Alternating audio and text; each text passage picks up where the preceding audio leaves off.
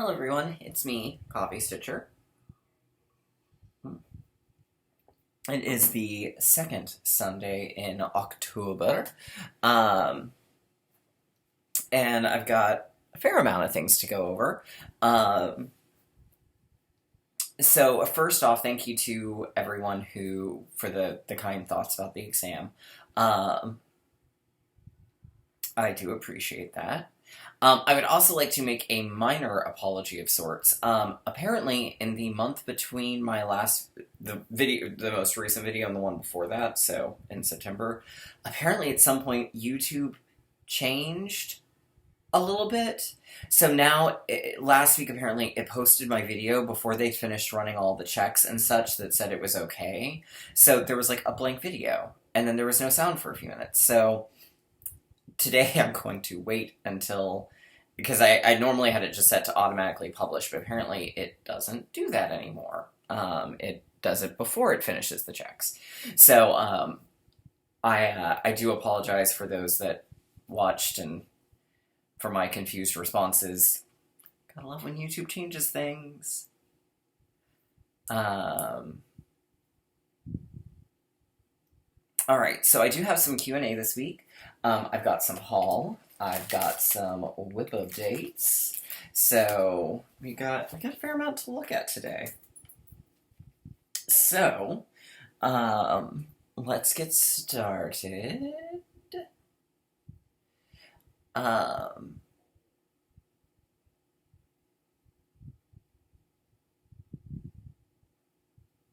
The Caroline work in progress. Thank you for the kind compliment there, and yeah, I appreciate that.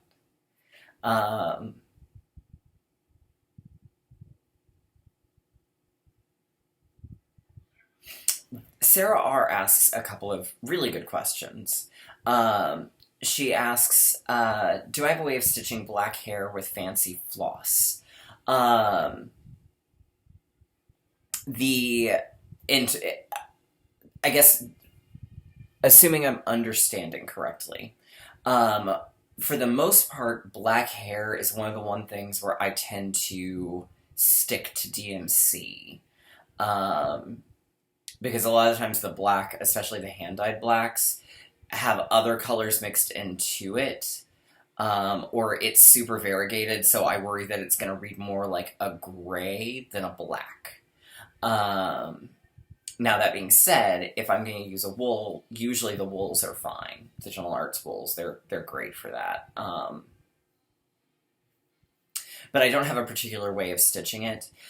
Something I'm kind of looking at the next time I need to do black hair where there's some back stitching involved is using white to do the back stitch in the hair versus black, to see if maybe that works better. But it's a tricky one. For stitching eyelashes, what I always do is, if it's a situation like on a frosted pumpkin, where you've got, whoop, that's gonna be a fun thing to pick up here in a second. Okay, so for instance, on Frosted Pumpkin over here, so on Nyx the Mermaid. So what I do, so in this case, a lot of times I will use 2 strands for the eyelashes. I'll do the one that goes at an angle first, and then I'll come back over with the straight line across. Sometimes I will only do the top line in 1 with the eyelashes in 2. But that's generally how I do it.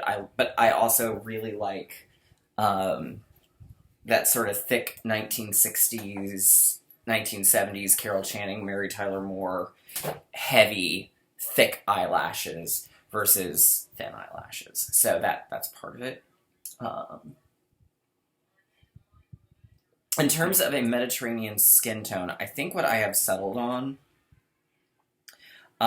is gonna be 373 for the the skin tone itself, either 373 or 950, depending, because I'm going to try and vary it a little so it's not just all one shade, and then 372 if I decide I want to go a little darker. Looking at Best I Could, those seem to be the best match. I debated doing the 738, 739, 437 sort of range, but I think that's not. I think that's going to get lost on the fabric for one, because it's going to be fairly close to the fabric color. But I also think it might end up reading a little too jaundicey, which is not what I would want to do there.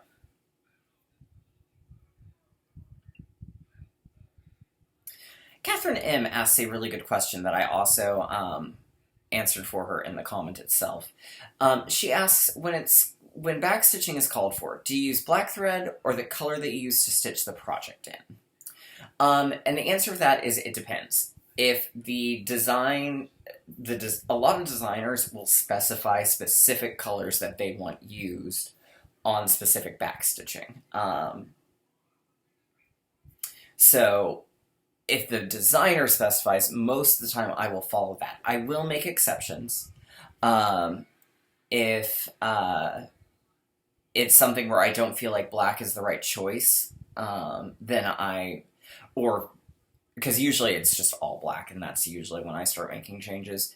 If I feel like black is the wrong choice, like it's going to look too cartoony or not realistic enough, then I'll definitely make a change to whatever I feel like is a more appropriate color. So for instance, I might use on leaves a darker green versus black.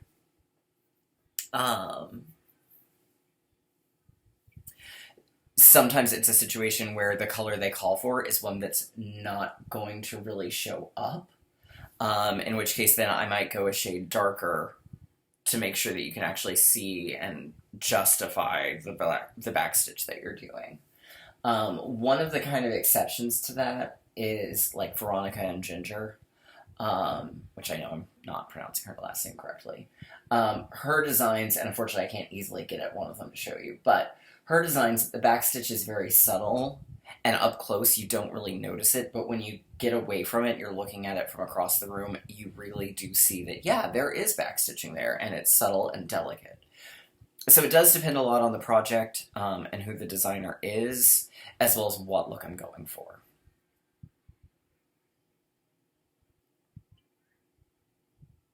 Deborah Dixon has a couple of good questions. She asks, have you ever run into a skein of DMC that is ridiculously prone to tangling?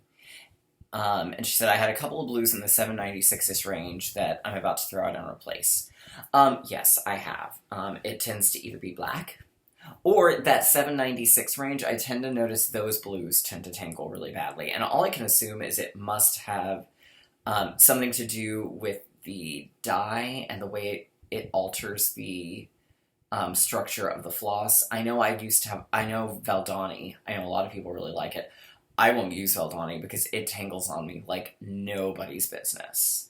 And I had a little bit of trouble when I still used Weeks. Weeks, I find, tends to tangle up a little bit more. So yes, I do run into that. And yes, it is frustrating.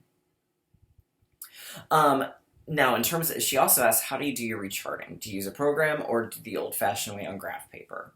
On my old laptop, I had MaxStitch, but it is beginning to really bite the dust, and I haven't bought any graph paper, so I haven't been doing any recharting.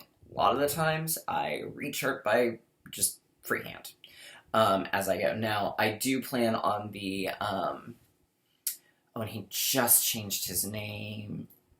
Is it JWS cross stitch? No, it used to be J&J cross stitch.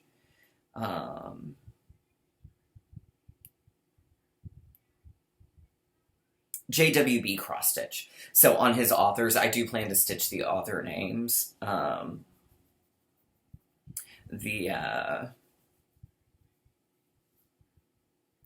maybe like their like birth years or something like that. Something to sort of make it give it a little bit more detail there. And so for that, I'll definitely need to break out like graph paper or something because I'm going to make sure I'm centered. But yeah, that's kind of how I do that.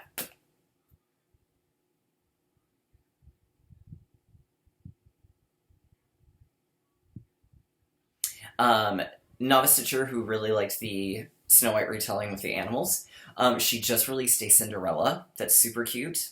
So I'm really excited to see what else she's going to come up with.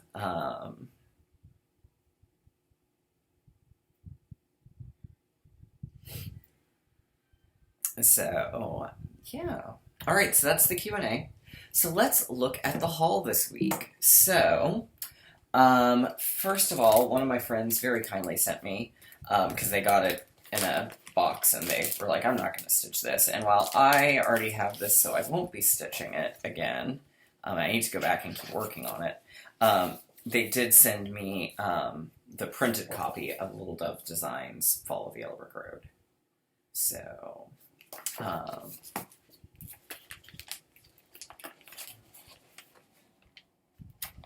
yes, I stopped that one. I got the first two parts done and then just didn't do the rest. So I have it. I'll eventually finish it. But it was nice. They were like, "Do you want this?" And I was like, "Sure. This will go into my collection because I collect it." All right. Then let's see. I got this really cool thing. Gretchen Witch posted about this, and then I had to wait like 3 different times because they kept selling out so quick.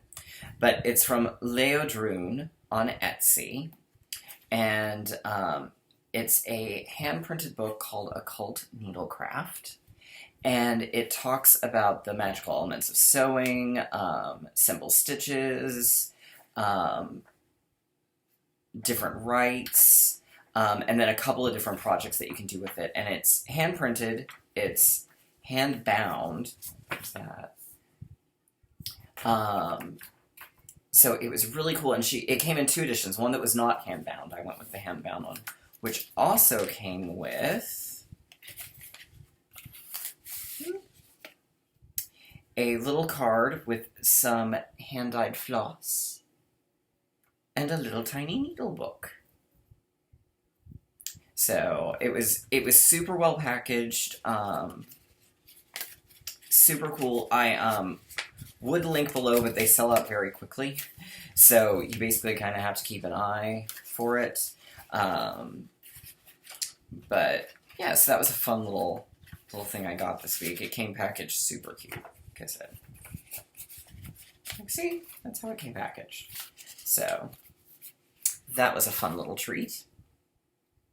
Then I got the next round of Color and Cotton. So between this one and the last one, I definitely could do, I'm pretty sure I can do that one Blackbird design I'd thought about doing in Color and Cotton. I'm pretty sure I've got enough now for that.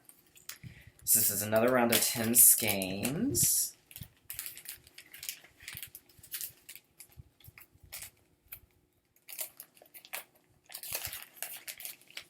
So this one, and it's all Christmassy themed. So we've got Santa's Boots, Rudolph, and Sleigh Ride.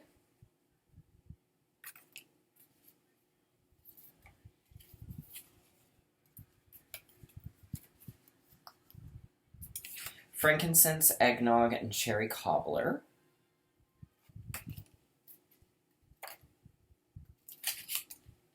The Nutcracker, Laurel Wreath, Holly, and Tinsel.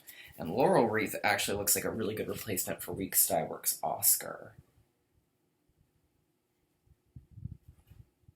So hopefully that's one that there will be the ability to get more of, because yeah, that would be a great little boon. And then I got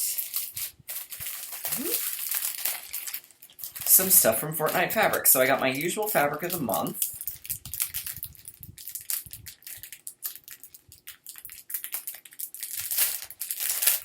This one is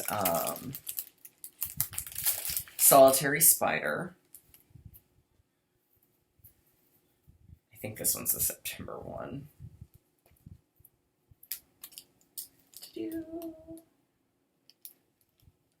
Nice sort of, it's sort of a gray brown with a little bit of a purpley cast. Very pretty. Which is not surprising.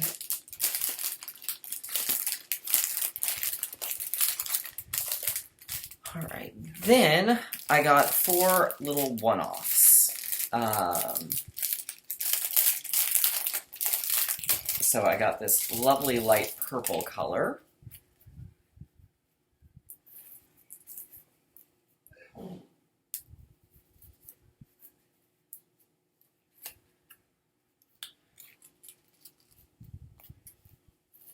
And this is a 14 count Ada. Let's see. Do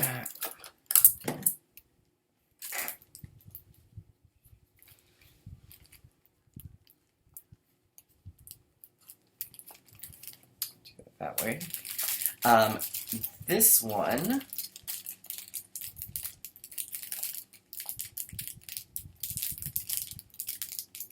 actually I think these all may be 14 count Adas. They are all 14 count Adas. Which is a nice gray.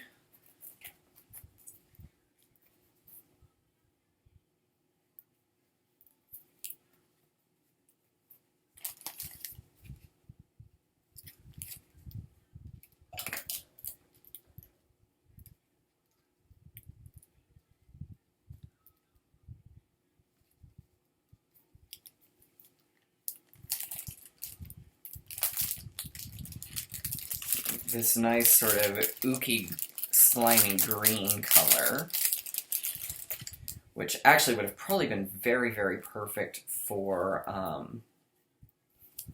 the Animal Snow White if I'd had this one.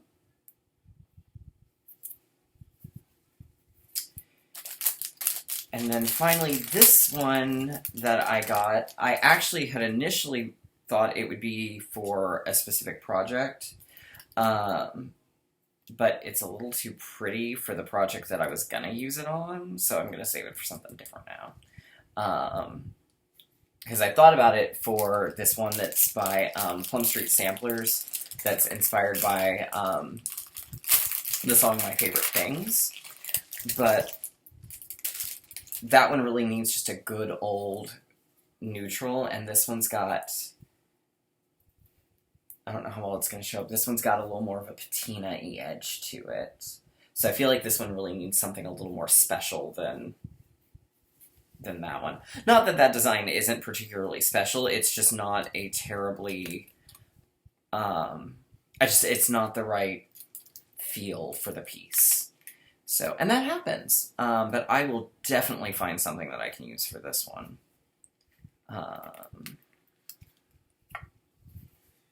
All right. So that is all the haul for the week.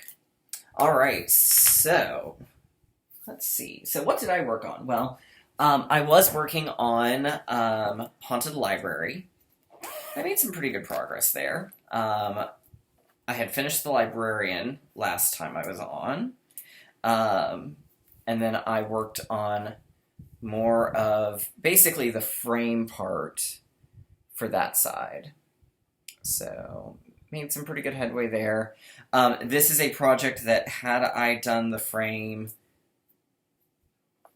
and been ready to go when it started, I probably could be able to keep up with it on a weekly basis, but I didn't, so now it's just going to be we're going to work on it a weekend at a time, essentially. But that's okay. It's about the journey. Alright, then I worked a little on French Kitchen, but quite honestly, as much as I like it, I don't really think I'm in the right headspace for this one right now.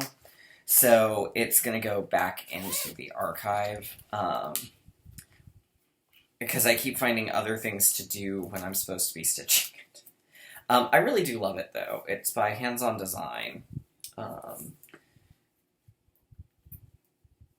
So I was working on this top piece here, and that's all I managed to do in 3 separate sittings. So, pretty good indicator that I am not just vibing with this one right now, but that's okay. that happens. As we've seen on my journey, there are projects that I don't vibe with for a while, and then all of a sudden, we're right there with it. All right. I'll talk about those two here in just a second. When I pulled out Frosted Pumpkin earlier, everything fell out of the easy, handy-dandy-to-reach basket. Then I worked on and finally finished part 2 of The Way to Happiness by Jardin Prive. Only took me... So let's see, I started this one in either 2018 or 2019. I did the first part immediately, started on the second part, and then didn't touch it again for a while. So that's been, what, 3 to 4 years? See, again, just not vibing with something sometimes. So here we go. So here's part 2. It says, the way to happiness, keep your heart free from hate, your mind free from worry. So, yeah. All right, then and that was kind of my work project for part of this week. And then the other part of this week, I worked a little more on Snow Fox and the Seven Frogs, or Snow White Retelling. So I got this little purple tree we do. I got the flowers on this side done, and I was starting on the next tree, and I'm going to kind of work my way up and along. So I really like this one. It's just fun and happy. So we're going to set you there for the moment so that I can get you in the right spot here. Okay, so after my video is done, I have to vacuum. Not that y'all care about my chores, but I have to vacuum today. And then, after I'm done vacuuming, I will be working on the Brooks Books Snow Fight. Because my other Whipco goal this month was 400 on a Mirabilla, and this is the closest thing to a Mirabilla I've got right now. So, my plan is going to be to finish up the apron, and get that all nice and done. And then depending on where I am in terms of